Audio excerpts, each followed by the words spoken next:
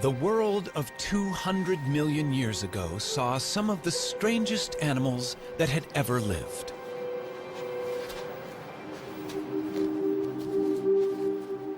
Nothing about them suggested they would become a huge success.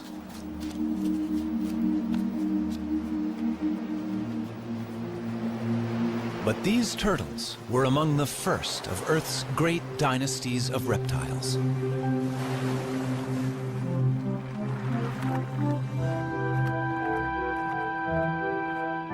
Turtles then and now are unique.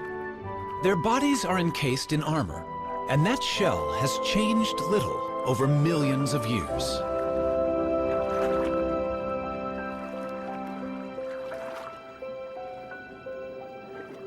Varying greatly in size, they colonized most of the world.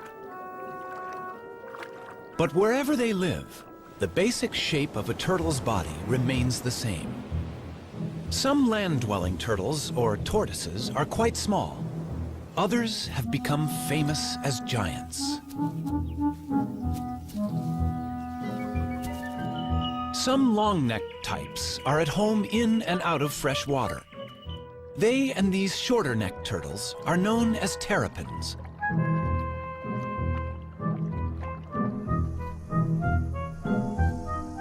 "257 turtle species exist. They live in every environment, from the driest of deserts to the coldest extremes.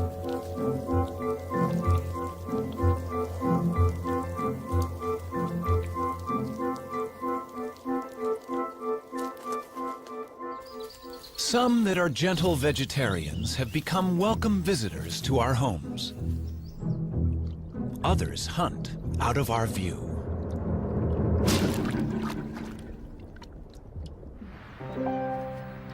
Older than the birds, all turtles may owe their success to their simple design. But what future is there for turtles living life in a shell?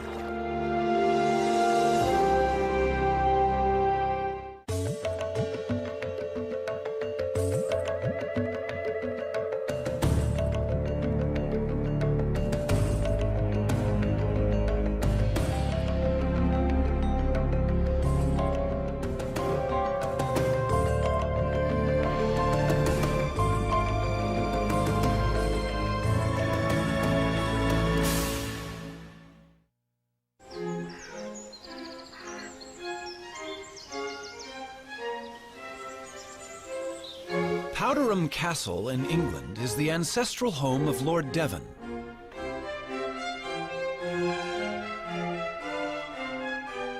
It's also the home of Timothy, a rather venerable tortoise.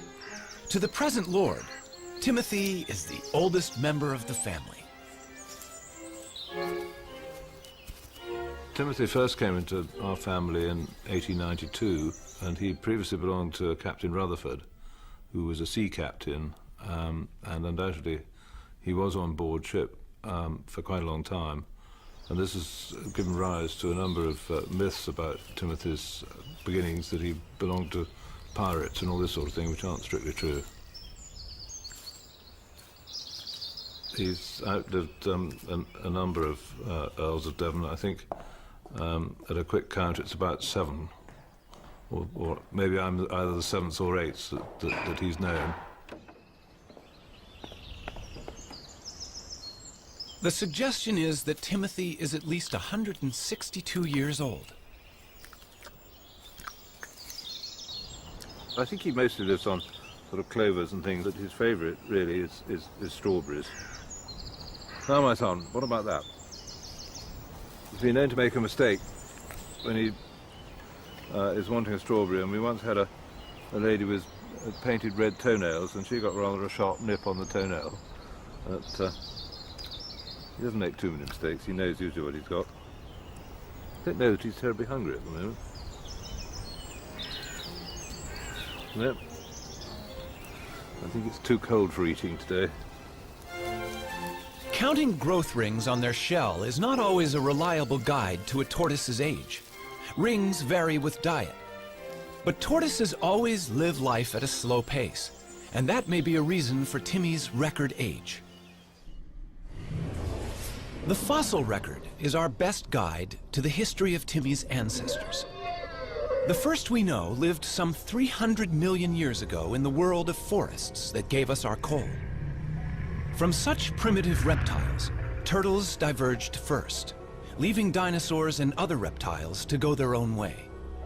Through the ages, there have been turtles of fantastic size and diversity. They saw snakes emerge 100 million years ago and witnessed the extinction of the dinosaurs. That turtles have survived so long is due to the extraordinary design of the shell that protects their body. The shell has remained virtually unchanged for 200 million years. A thick layer of hardened scale is its first line of defense, but a broad, bony layer, the carapace, provides strength. In other animals, this bone would be ribs. The turtle's backbone is fused to the shell. It's the support under the bridge. The shell of a turtle serves many purposes. On land, it's heavy, restricting movement, but great protection. Underwater, in a streamlined form, the shell allows for graceful swimming with surprising speed.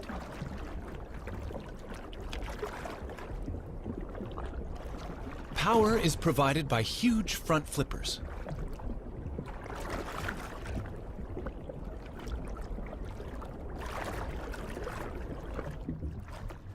Sea turtles migrate thousands of miles, swimming on the ocean currents. Their hind limbs are mainly used as rudders for steering. Legs have no appeal for these sailors. Sea turtles only emerge onto land to nest, and even then, flippers are sufficient to haul the turtle over a beach.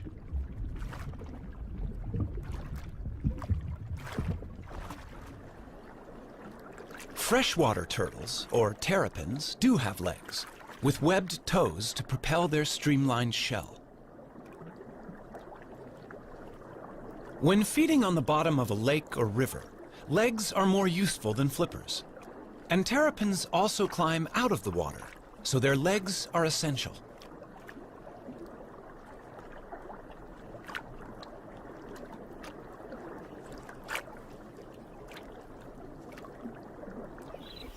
A tortoise, walking on land all the time, needs strong legs, in this case to carry it out of danger. The pancake tortoise also has a flattened shell that's handy for fitting into crevices. A caracal can easily spot a meal in these cracks, but the shell of this tortoise, being flexible, can be tightly wedged in the rock. This pancake tortoise's casing defeats the inquisitive cat.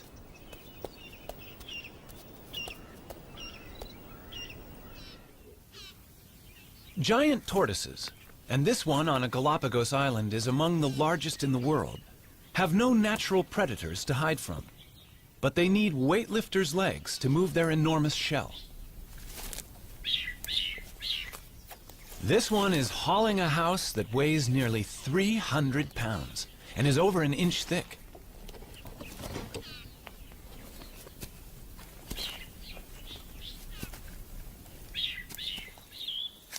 A tiny box turtle leads a far more troubled life in raccoon country, but its domed shell has a cunning device that usually outwits such hunters.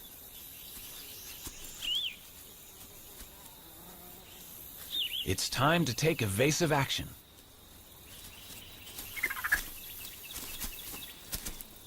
The shell is hinged. The drawbridge comes up, and all of the turtle, head, limbs, and tail, is safe inside its castle.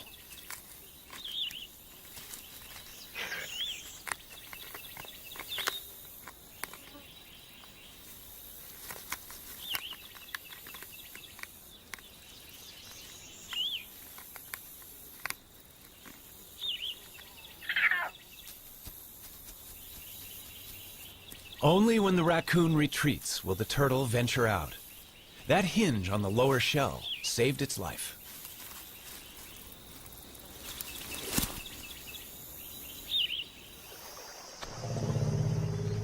The turtle's shell has survived some huge challenges over millions of years. But sometimes, no matter how good the design, the odds can be against it.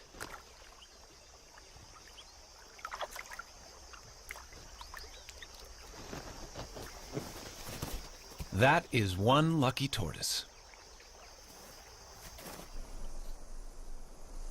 Surviving the heat of a desert is a particular challenge for tortoises.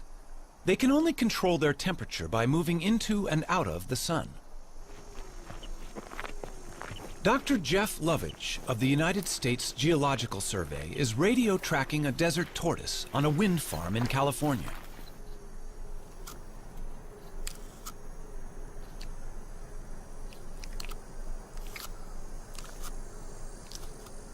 Desert tortoises have recently started to decline, and Jeff wants to find out why. Well, here's one of our females. Hello. Getting a little warm out here, isn't it?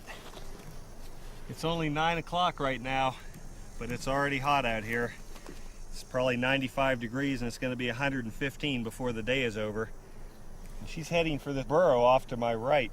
The tortoise needs the burrow to survive and protect itself from the extremes that are so characteristic of the desert. 115 degrees. 30 degrees more than even this desert tortoise could survive out in the open.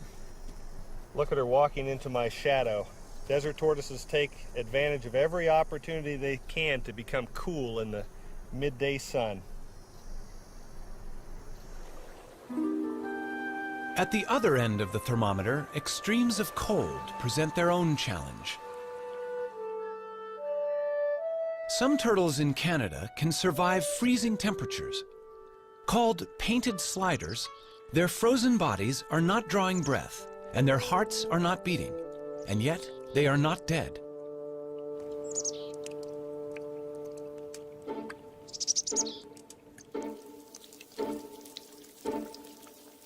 These hatchlings, born in August, freeze and unfreeze throughout the winter until the final thaw in spring. How the cells of their body survive this, nobody knows. Yet the painted sliders leave their nest and start active life unharmed.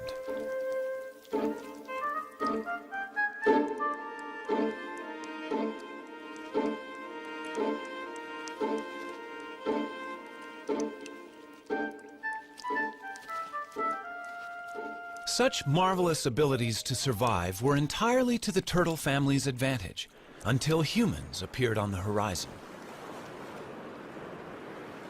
In the centuries before refrigeration was invented, it was sailors who took advantage of the turtle's special qualities. Since turtles can survive for several months without food, they could be carried aboard as a supply of fresh meat. Killing turtles for their tasty meat is a very ancient practice. Wham! That's a direct hit. It's painless for the turtle, though, because we use a special kind of harpoon point, just enough of it to penetrate his tough layer of shell. That is now known to be nonsense. Nerve endings by the hundreds fill both shell and bone, but myths die as hard as the turtles. These turtles weigh from 300 to 500 pounds, and their age is estimated at 1 pound to the year. By the start of the 20th century, overexploitation had brought some kinds of turtles to the brink of extinction. Today, turtle soup and meat consumption continues despite international laws, which attempt to protect endangered turtles.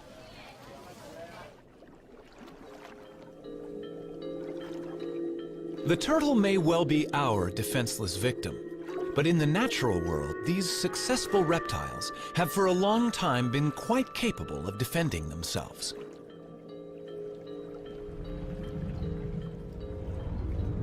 Tiger sharks and their relatives kill sea turtles in deep water. But in these shallows, this loggerhead turtle can turn the tables.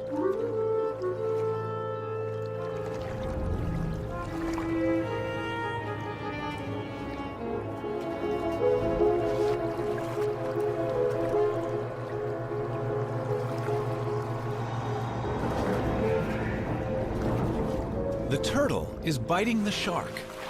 It has no teeth, but the sharp serrated plates in its strong jaws can inflict serious injury. In shallow water, the shark's movements are restricted, and it has difficulty fighting back. After a breath of air, the valiant turtle can return to feeding. It can give as good as it gets.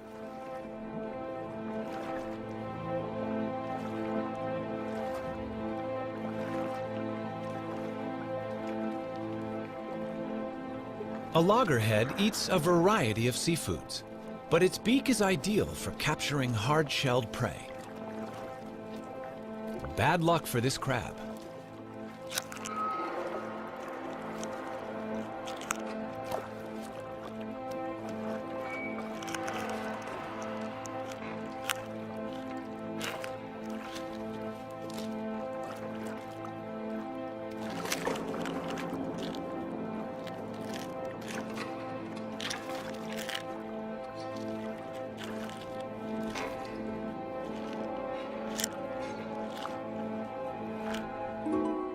In freshwater, a camouflaged turtle is hunting.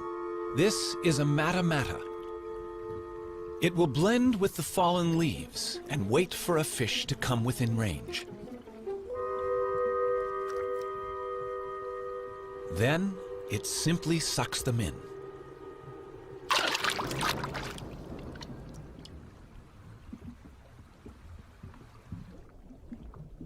The fearsome jaws of an alligator snapping turtle gape and reveal a worm-like appendage on its tongue. Lured by its wriggling, a fish investigates this death trap.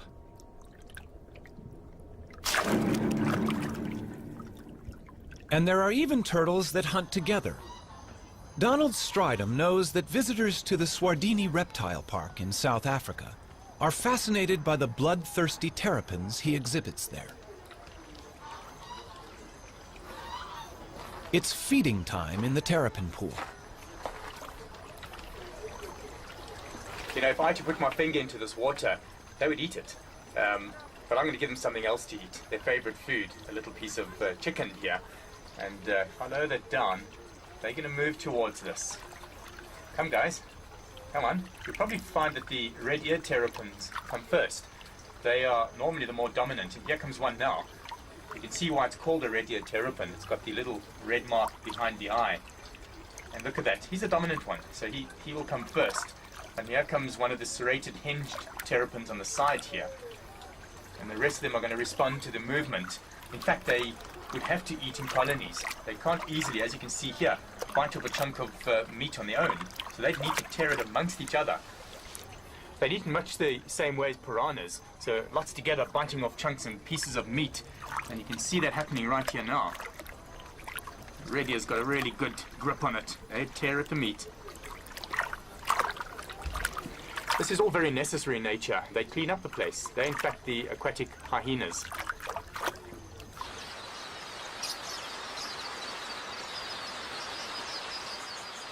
Forget big game watching here. Keep your eyes on these little guys. Eating chicken on a plate in the reptile park is nothing compared with how these terrapins feed in the wild.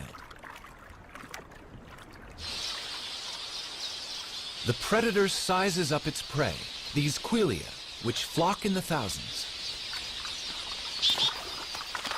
One terrapin grabs a bird. The others crowd in to snatch what they can.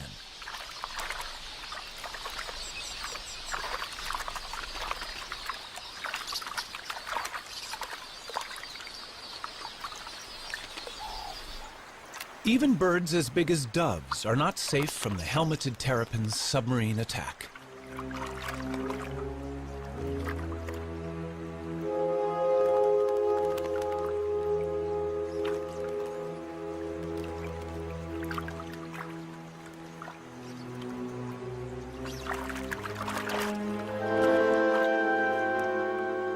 A lone terrapin could overcome the dove, but hungry rivals are on their way.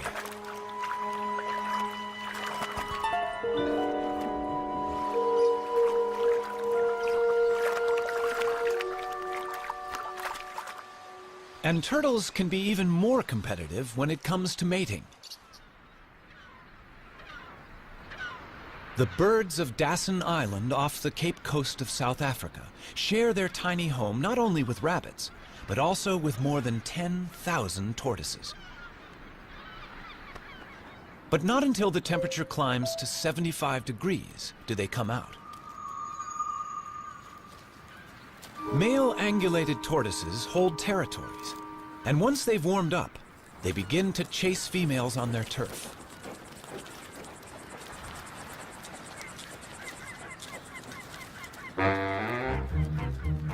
Once he's found one, he won't easily let her go.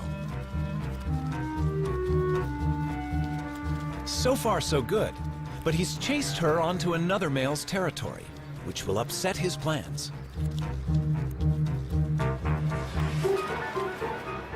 They do battle, a duel in the sun. But a third male has seen an opportunity, and he's mating with their female. Neither the combatants nor the vigorously mating couple show signs of giving in. By the time the fight reaches its climax, the mating is also over. The loser may even lose his life. He must right himself, or else fry in the sun.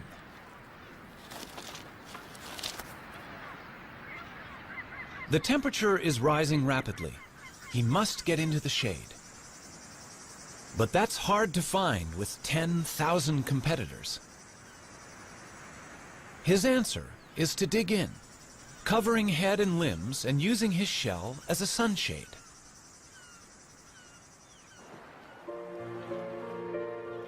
In tropical waters, temperatures are much the same all year round. These male green turtles near Borneo will mate whenever a receptive female is available. The males have the long tails. They're all pursuing one female.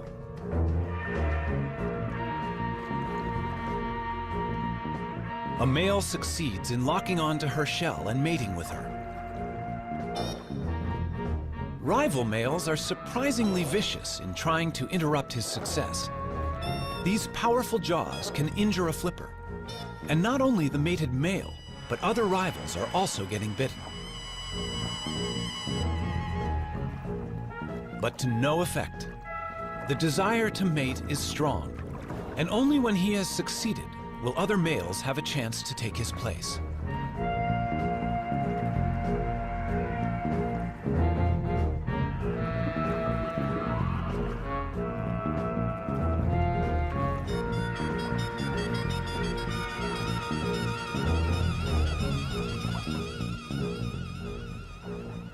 In the sea or on land, turtles breed with little problem. But on the unique islands of the Galapagos, a crisis has arisen. At the Charles Darwin Research Station, the fortunes of the famous Galapagos Island tortoises are being carefully monitored.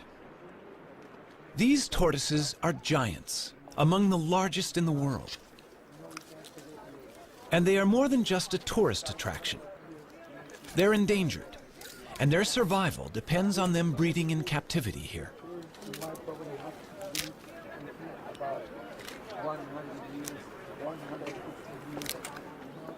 These baby tortoises are the hope for the future. Each island has its very own type of giant tortoise, found nowhere else. And in these pens, babies are being nurtured until they're ready to be taken to their particular island home.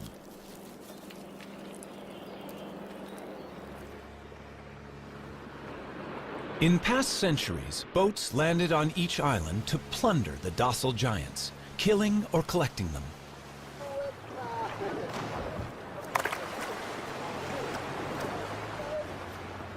Today's boat is helping to right that wrong, bringing in young tortoises to replace those that were taken.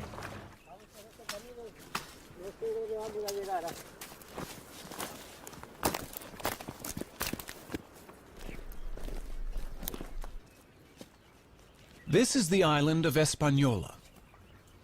The Hispaniola tortoise was once facing almost certain extinction. Now, the future arrives in a bag.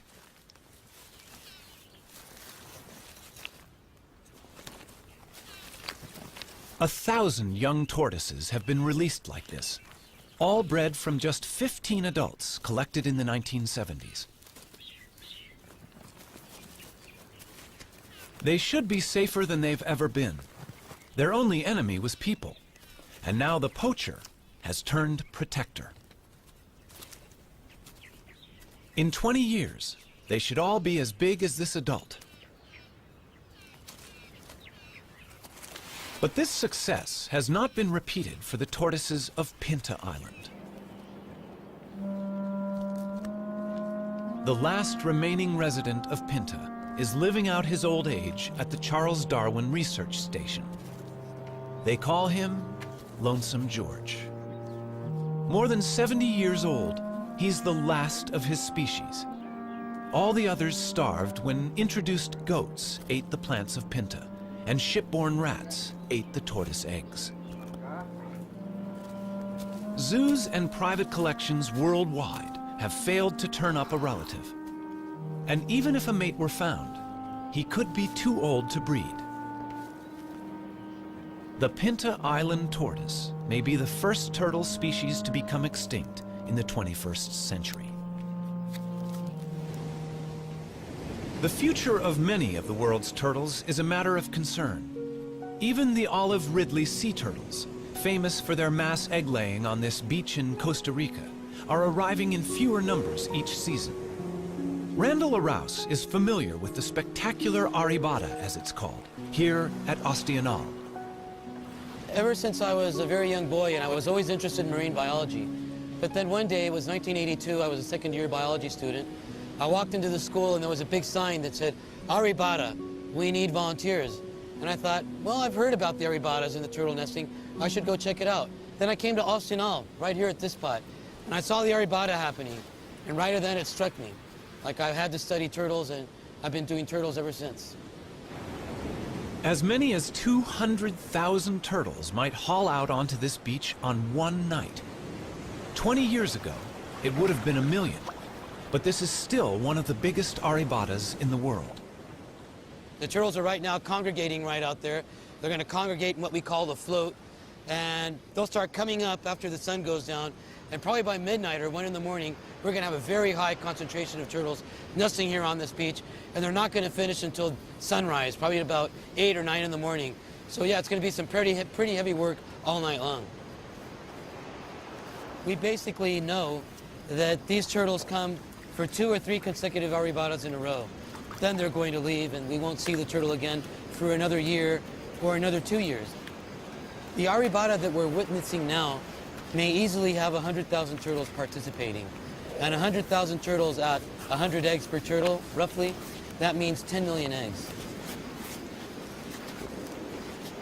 Eggs are the turtles' investment in their own future.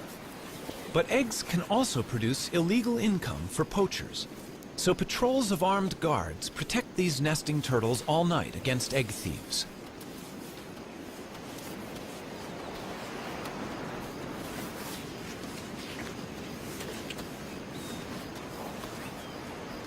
This female may have mated with several males offshore.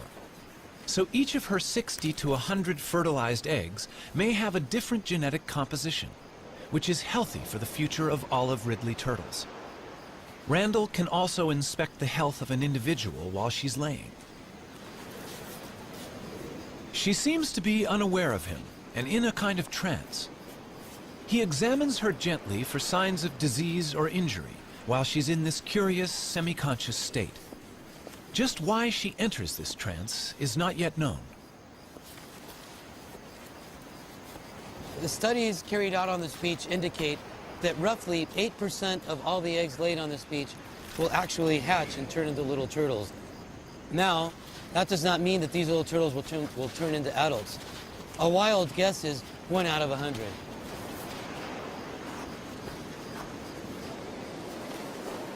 This beach at Ostianal is only about 4.5 miles long. And with turtles still arriving to nest at dawn, there is not much space left, and some inevitably dig up the nests of others.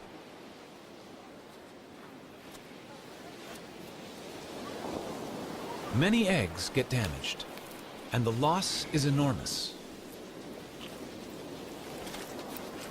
The collection of eggs is important for the local economy, but local people are only allowed to take them for the first 36 hours of an arribada.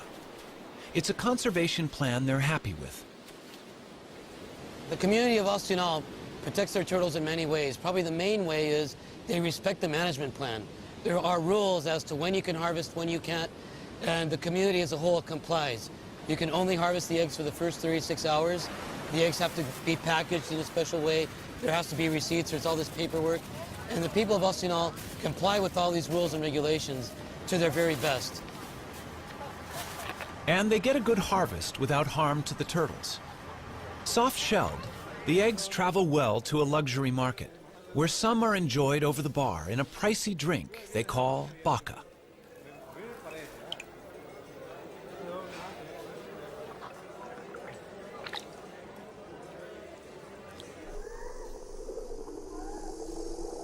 Now that more and more people are living where they do, land turtles such as the California desert tortoise face greater problems. This rivalry concerns Jeff Lovich. When you look at what people have done to the desert in the last 100 years, it's amazing that it's survived. I mean, here we have this rugged old touchstone, a place that looks timeless, yet it's changing very rapidly, in a place that was formerly virtually empty of people and now sits in between Phoenix, Las Vegas, and Los Angeles, some of the most highly populated cities in the United States. And we put roads in through the whole desert. We've driven over it in our motorcycles, our trucks, and our off-highway vehicles. We've encouraged the spread of exotic species of plants and animals that are changing the landscape of the desert very rapidly. And the desert tortoise has become the flagship species for conservation in the Mojave Desert. But it has a very uncertain future in terms of how it's going to be able to survive in this onslaught of human population increase. Its charm may be a desert tortoise's worst enemy. People like to have one at home.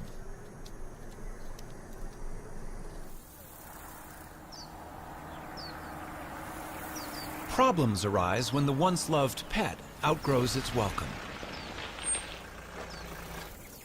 It seems so easy and kind to let it go in the wild. But Fred, or whatever his pet name has been, is about to cause problems among the wild tortoises he will inevitably meet. He appears to have a cold, a viral infection that he'll soon pass on to others.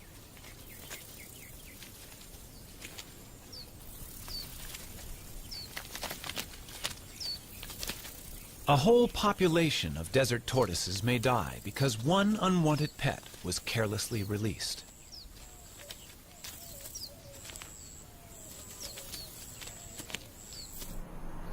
Close to towns, tortoises are presented with other problems. Our roads cross their territories, and they get injured.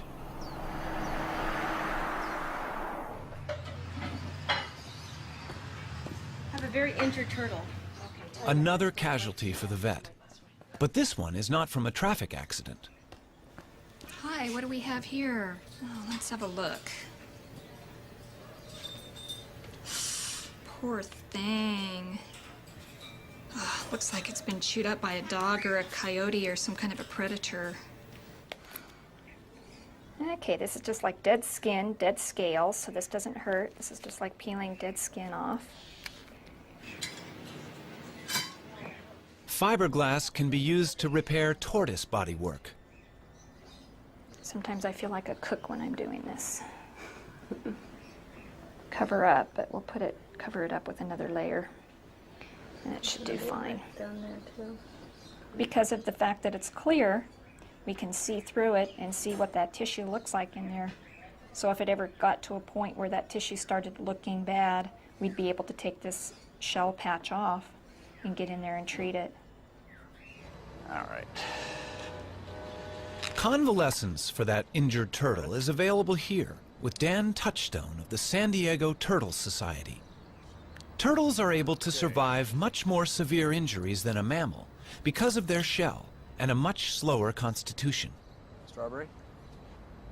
Ah, come on, you want it. He also has orphans in his care, unwanted pets. Morning, Puddles. All are pampered here. How you doing, big guy? Breakfast time for you. Yeah, there you go.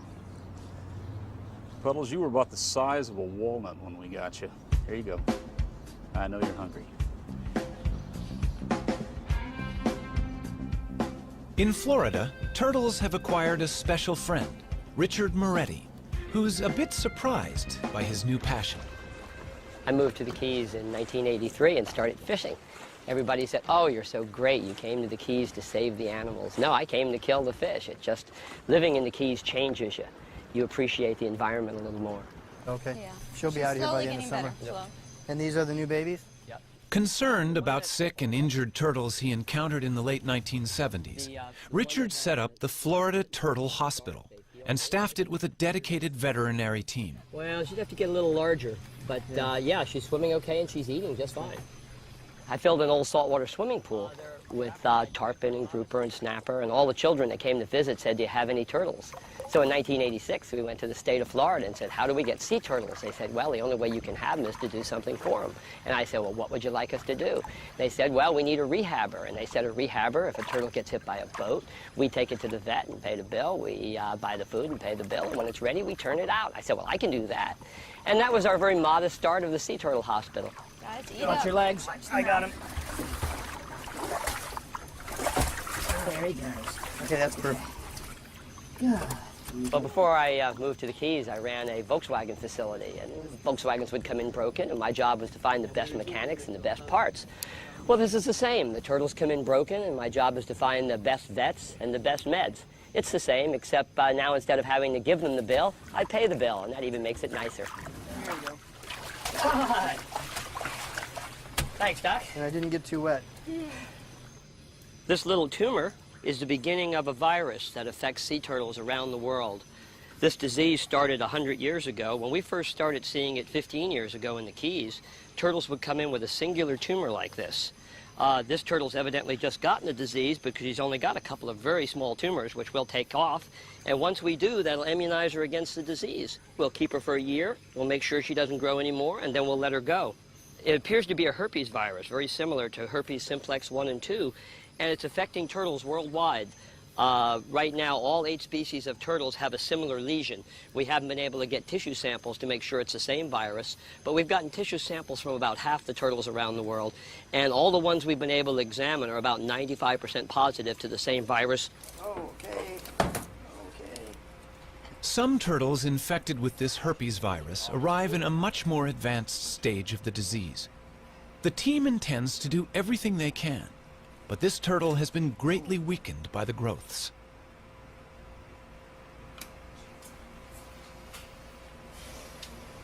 Notice the contrast difference. You have a radio opacity here.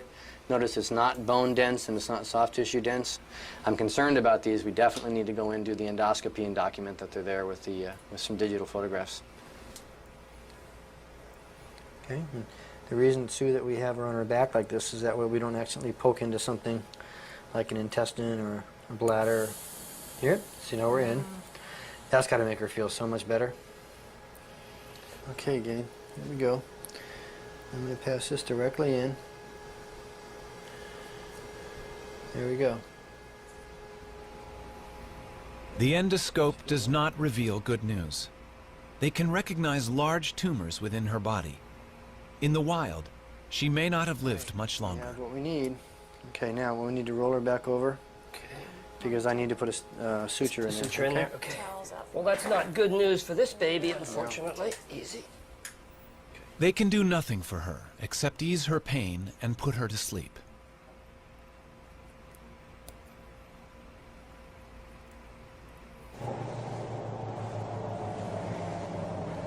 The joy of success helps make up for the sadness of failure. And today, 4 rehabilitated turtles are going home. They look like they're ready. Yeah, after never being out of a tank, they're going to enjoy this big tank called an ocean, huh? All right. Have lots of babies, guys. Are you ready for this? You look ready. You're beating me up already? You got your jewelry? Yes. Okay. You can go. Moments like this reassure Richard Moretti that their work is worthwhile. All right, Guy. Shall we send them in pairs? All right, sounds good to me. All right, they're roommates. They've been roommates. Okay, there they go. Ready? Usually when you see wildlife being worked on, it's usually on a picnic table with a buck knife. But we've built a state-of-the-art facility to give these animals the care they really need. Those little turtles that were just released, when they came in, they had been trapped in roots when they were born, and they struggled to get out, and they were cut all the way to the bones, all over their body from struggling with those roots. It took us 2 years to get them ready, and you saw those were nice, healthy turtles.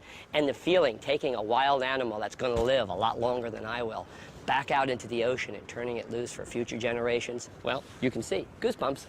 It's great. Nothing feels better than being able to put something back for the future.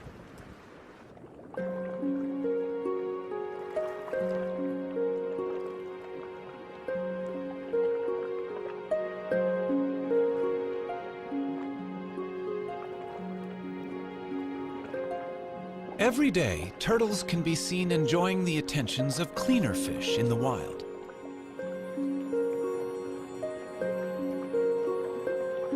The fish feed on algae, and in doing so, clean the turtle's shell. It's a partnership that's millions of years old.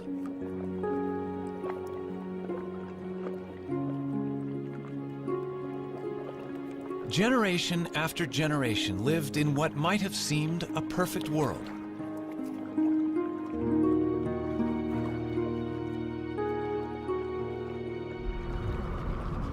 But change is sweeping through the ocean.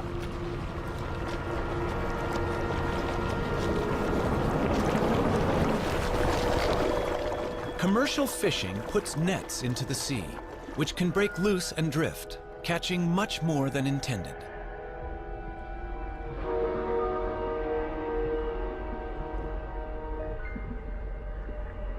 These death traps can also snare and drown frightened turtles.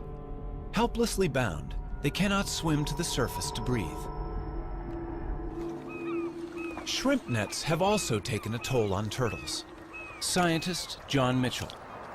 In the late 1970s and early 1980s in the southeast region of the United States, we estimated that approximately 40,000 sea turtles were killed incidental to shrimp trawling. And this problem created a need for either a shutdown of the fishery or the development of some apparatus or a technique to exclude the sea turtles from the trawl. What they developed was TED, a turtle exclusion device. It's tested inside the trawl net of a working fishing boat.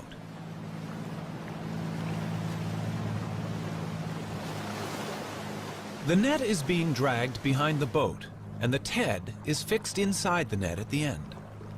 The idea is that a turtle in the net hits the device, is pushed up the ramp, and escapes through the top of the net. Only a live turtle can test it. In this situation, a turtle would normally be fatally trapped with the shrimp. But on reaching the TED, the turtle, much bigger than the shrimp, hits the bars, is guided upwards and out into the sea, none the worse for its experience. It's a simple invention, but it saves the lives of many turtles. And the use of TEDs desperately needs to be encouraged worldwide. Here in Central America, we know that in Costa Rica at least 15,000 turtles are being caught a year. And of course, this is definitely going to have an impact on the population. There's a dead turtle right over there, you can see, almost definitely killed by a shrimper. If Costa Rica was implementing TEDs efficiently, this would no longer be the case.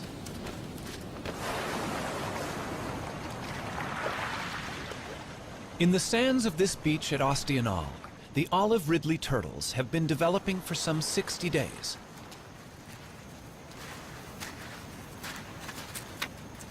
What happened under the sand as the eggs hatched is quite special.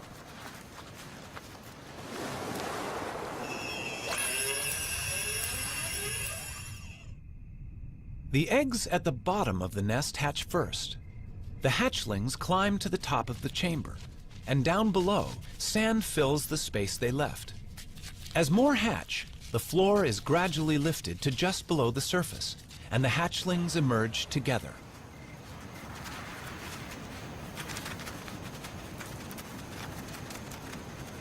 Once out of the nest, hatchlings must head for the sea. But how do they know where it is? Light is a crucial factor for orientation. The sea is always brighter than the land. It's thought that when they are grown, these turtles will return to this very same beach to lay their eggs.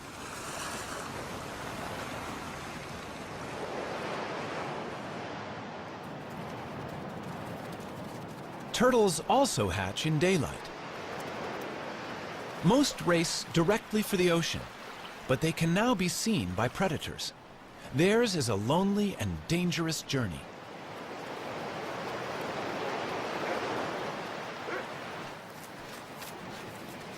On this beach, almost every animal has a taste for turtles.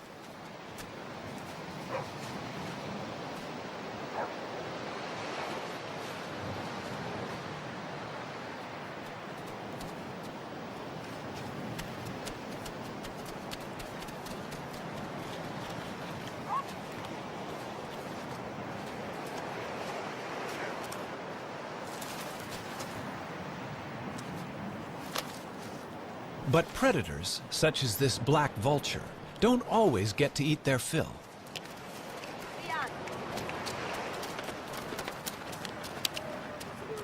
Survival of the turtles is important to the local people. When the turtles are hatching, the women all organize and they go to the beach. They shoo the predators away to make sure that the little turtles can make it into the water. They try to make sure that all these little turtles make it to the water safely, because of course it's to their best interest to make sure that these little turtles make it to the water. They eventually turn into adults and come back and participate in an arribada 10 years down the road. Although some 10,000 hatchlings will survive to become adult turtles, remember 10 million eggs were laid in these sands.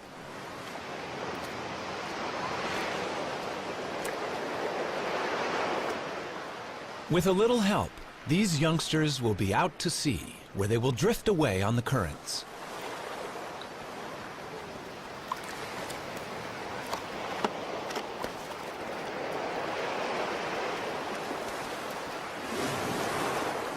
No one knows where they go. Perhaps they hide from ocean predators among floating seaweed, where they can safely feed and grow. But it will be 15 to 20 years before they return to these waters.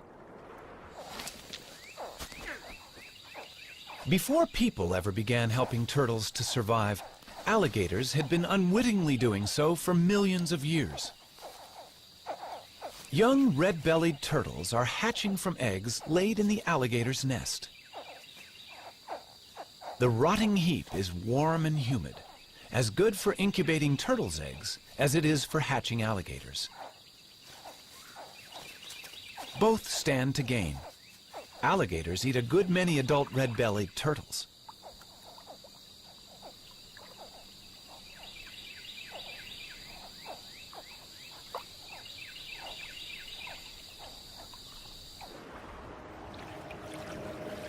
For 200 million years, turtles, with their curious bodies encased in their remarkable shells, have endured all manner of change around them. Today's world is unlike that of long ago.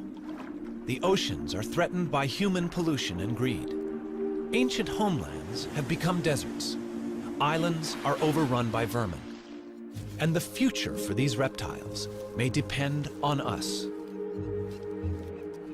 We don't know really what role they play in the overall scheme of things with the ecosystem. And I think that's one reason why we should use any means to protect them. There are many, many animals that we really don't, humans don't see a need to spend the effort and the time to conserve, but just the fact that we don't know, I think means that we should. Throughout the world, irrespective of culture, there is an affinity for the turtle. Throughout the world, we have myths that ascribe various characters and features to turtles that we like to teach our children, like being steadfast and being resolute. Here in this country, we have our own myth about the tortoise and the hare, and we teach our children that being steady and continuing to run the race can lead to victory. You don't have to be the fastest, you don't have to be the best. This year we were really excited. One of the turtles that we took a flipper off of last year and turned her loose, it was a great big female, probably about 50 years old. She crawled up on a beach in Central Florida and laid eggs this year. And that's really exciting because, you know, up to that point, people usually kept turtles with one flipper in an aquarium or in a park. Well, we proved that 3 flipper turtles can go out there and add to the genetic makeup, and they can actually crawl up on the beach with 3 flippers and have their babies and lay their eggs.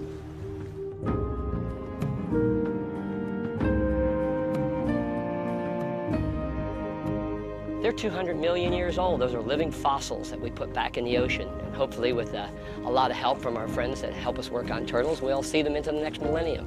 But it makes you feel really good. You know, we use so much of our assets and our environment up. It's so nice to put something back for the future.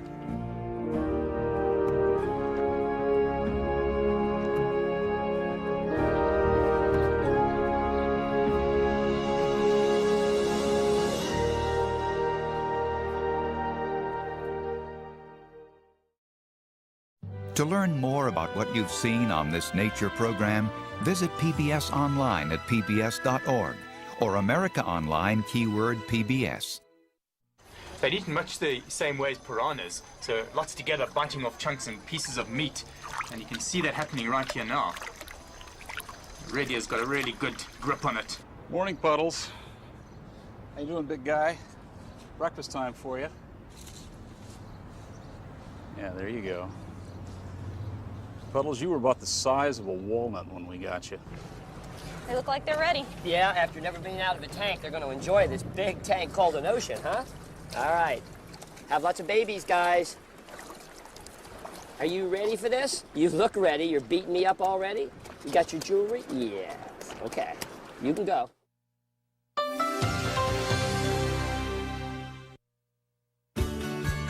We are PBS.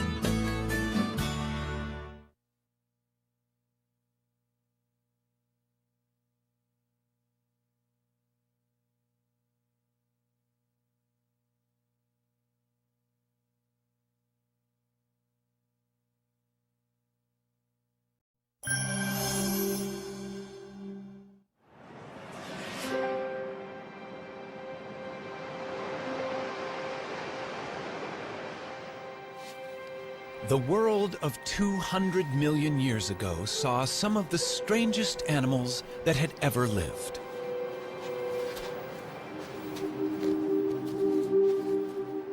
Nothing about them suggested they would become a huge success.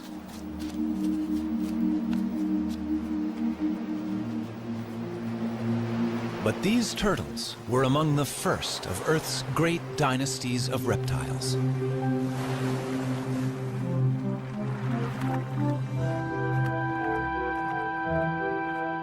Turtles then and now are unique. Their bodies are encased in armor, and that shell has changed little over millions of years.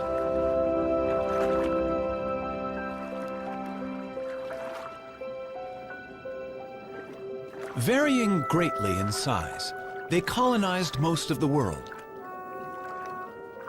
But wherever they live, the basic shape of a turtle's body remains the same. Some land-dwelling turtles, or tortoises, are quite small.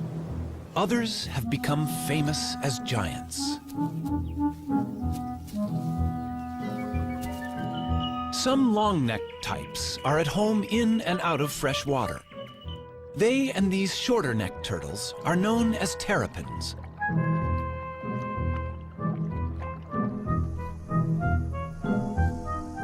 "257 turtle species exist. They live in every environment, from the driest of deserts to the coldest extremes.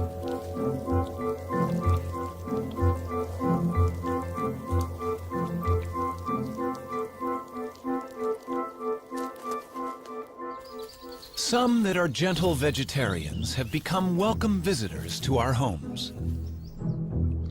Others hunt out of our view.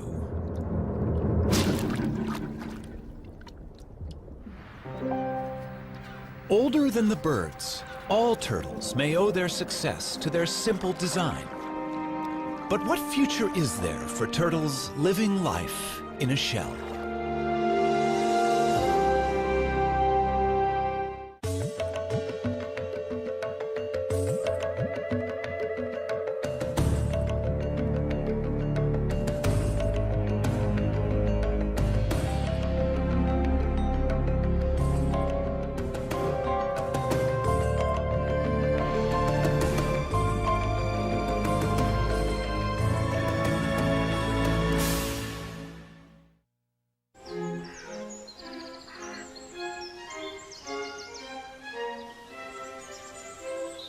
Powderham Castle in England is the ancestral home of Lord Devon.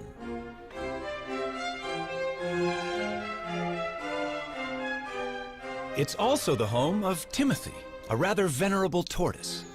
To the present lord, Timothy is the oldest member of the family. Timothy first came into our family in 1892, and he previously belonged to Captain Rutherford, who was a sea captain, and undoubtedly he was on board ship for quite a long time. And this has given rise to a number of myths about Timothy's beginnings, that he belonged to pirates and all this sort of thing, which aren't strictly true. He's outlived a number of Earls of Devon. I think at a quick count it's about 7. Or maybe I'm either the 7th or 8th that he's known. The suggestion is that Timothy is at least 162 years old. I think he mostly lives on sort of clovers and things, but his favourite really is strawberries. Now, my son, what about that? He's been known to make a mistake when he is wanting a strawberry, and we once had a lady with painted red toenails, and she got rather a sharp nip on the toenail. But he doesn't make too many mistakes. He knows usually what he's got. I don't know that he's terribly hungry at the moment. Yep. I think it's too cold for eating today. Counting growth rings on their shell is not always a reliable guide to a tortoise's age. Rings vary with diet. But tortoises always live life at a slow pace, and that may be a reason for Timmy's record age. The fossil record is our best guide to the history of Timmy's ancestors.